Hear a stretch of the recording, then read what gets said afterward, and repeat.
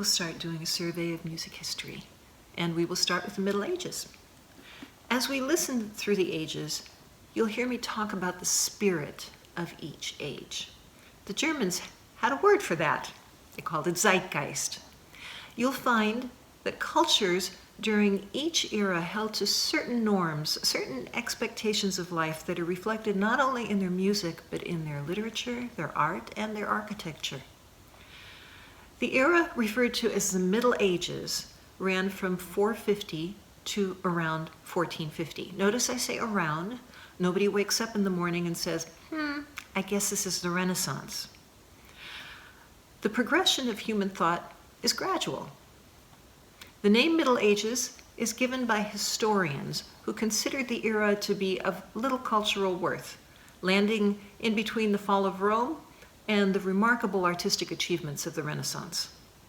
In respect to European history, there is some relative truth to that, especially when discussing the earlier Middle Ages. So let's first talk about the early Middle Ages.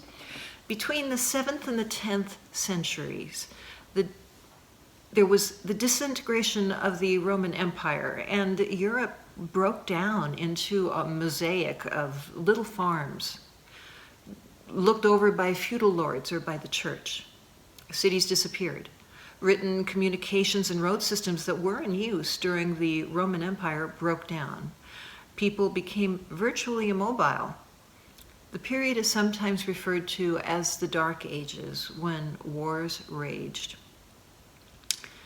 So what is the literature that comes to us from here? The main piece is Beowulf, a name that sticks in my head because my early English literature teacher made me read this in Old English. At any rate, reflecting the warlike spirit of this era, the book tells of demons who terrorize Danish warriors but are overcome by the celebrated warrior Beowulf. The art of this era was Byzantine, a mostly religious style of art that is one-dimensional and somewhat severe, named after its Greek influence. This art reflects the spiritual attitudes of the era. The god is remote, unreachable, mysterious, and that he must be worshipped through the intermediary of a priest. This concept fit well with the spirit of this era, that hell is real and heresy is a grave crime. The church was very powerful in this era. Everyone tithed 10% of their income to the church, which became quite wealthy, while the vast majority of the population lived as serfs in mud huts, indentured to feudal lords. Through this and succeeding centuries, the church then had the money to become the principal patron of art and architecture. So it is that the first remnant of music that we have coming to us from this period is from the Catholic Church. And it comes to us as simple chants used for church services. They were called Gregorian chant after Pope Gregory, not because he wrote them, but because he was the person who told everybody else to write them down. Up until then, they had just been passed on from one monk to another. While very simple, this chant became the core of the Catholic Mass and the foundation of more intricate music that followed for nearly 1,000 years. Let's listen to an example of this.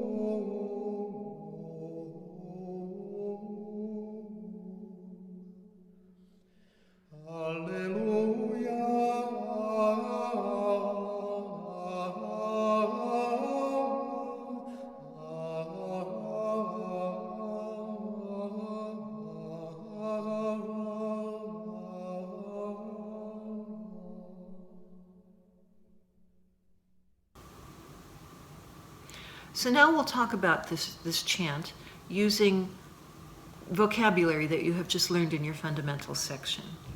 The melody has a limited range and moves in a stepwise progression. You'll notice there are no leaps. The lyrics are written in Latin.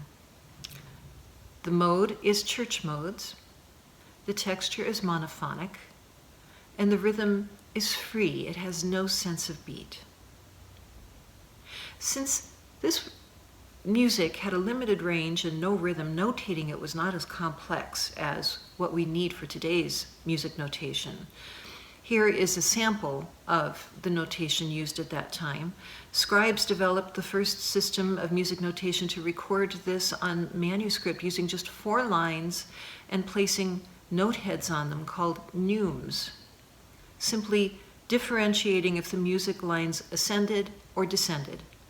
There was no need to notate rhythm, as there really wasn't any. Here is another example of Gregorian chant, written by Hildegard of Bingen, born in 1096, so later than the first sample you heard. She was a very unusual nun, active in religious and diplomatic affairs. She wrote poetry and music, treatises on theology, science, and medicine, and actually wrote a music drama, Play of the Virtues. Wow, musical theater in the Middle Ages, except that it was a morality play and it was in Latin. It is rare that any composer is remembered from this era at all, when works were rarely written down and usually unsigned, but it is exceptional that it was a woman.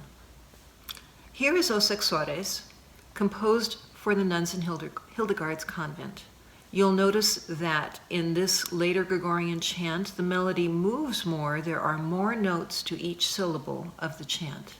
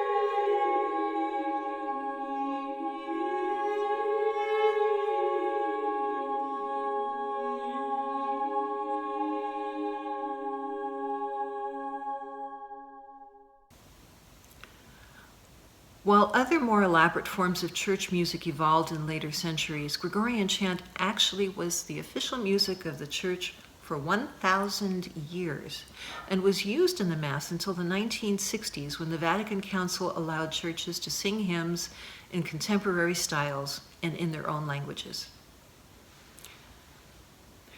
Around 1000 AD, we start to see a change in the landscape. Some agricultural innovations meant fewer people were needed for farming, and people migrated to the cities, leading to a period of cultural growth in Europe.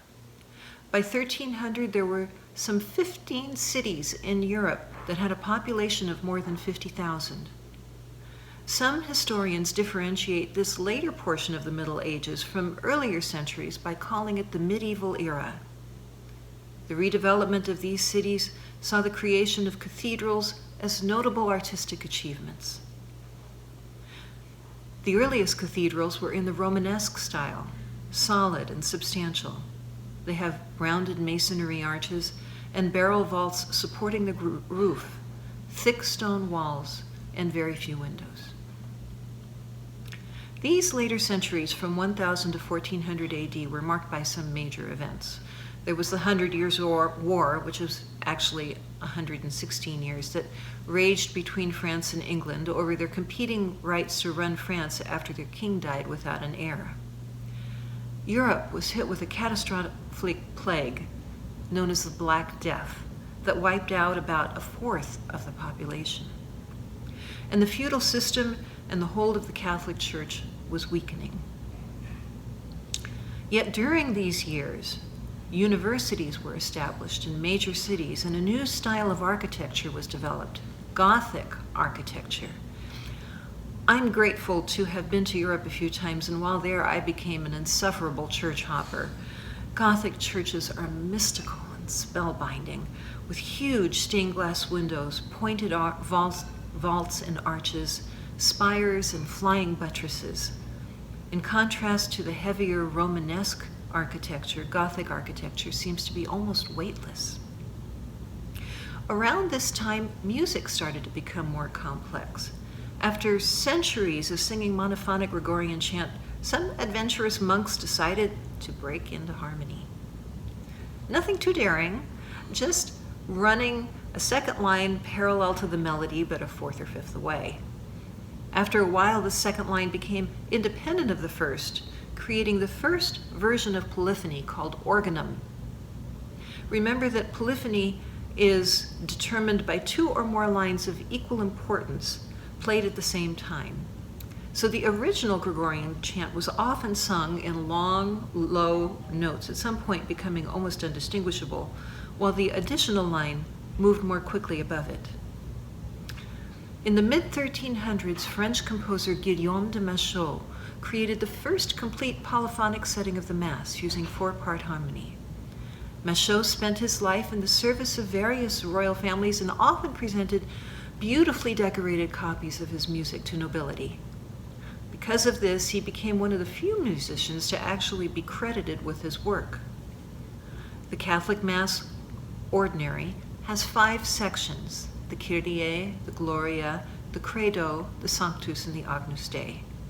Since his first work in the 14th century, many of the greatest composers throughout the ages have created settings of the Mass, as well as some gorgeous choral works. You will notice that the harmonies here still sound harsh to us. That is because they aren't built on the system of harmony we use today, which didn't come until subsequent eras. Also notice that the men sing soprano. Women were not allowed to perform on stage or sing in church unless they were cloistered in a convent until the late 1600s. For centuries, soprano lines were sung by men who had been castrated to keep their voices from changing through puberty. This unfortunate practice continued for church services until the beginning of the 19th century. It produced a soprano voice that was able to hold the same volume as the male voices. While they were later replaced by boy sopranos, there was a problem with balancing the parts, as little boys don't have the same power as adult men. The listening guide is in the section on Guillaume de Machaut in your ebook.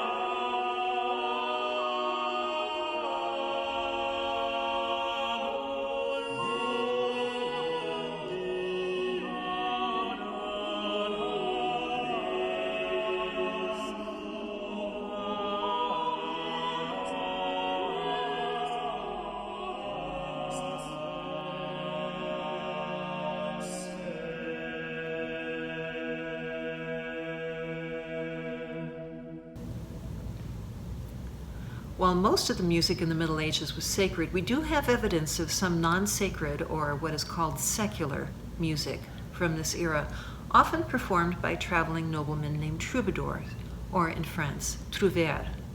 On a rare occasion, you would find a female troubadette. These songs were sung in the language of the people, the vernacular, and often were about love. Melodies were monophonic, but might have been accompanied by a harp or a lute. Minstrels, who were more lower class in status, also performed for whatever coins they could earn. Here is A Chantal, a love song by Biarritz, Countess of Dia, from the late 12th century, the only song that has survived from a female troubadour. Remember that troubadour songs are sung in the vernacular, so this is in French. She is accompanied by a vielle, a medieval bowed string instrument.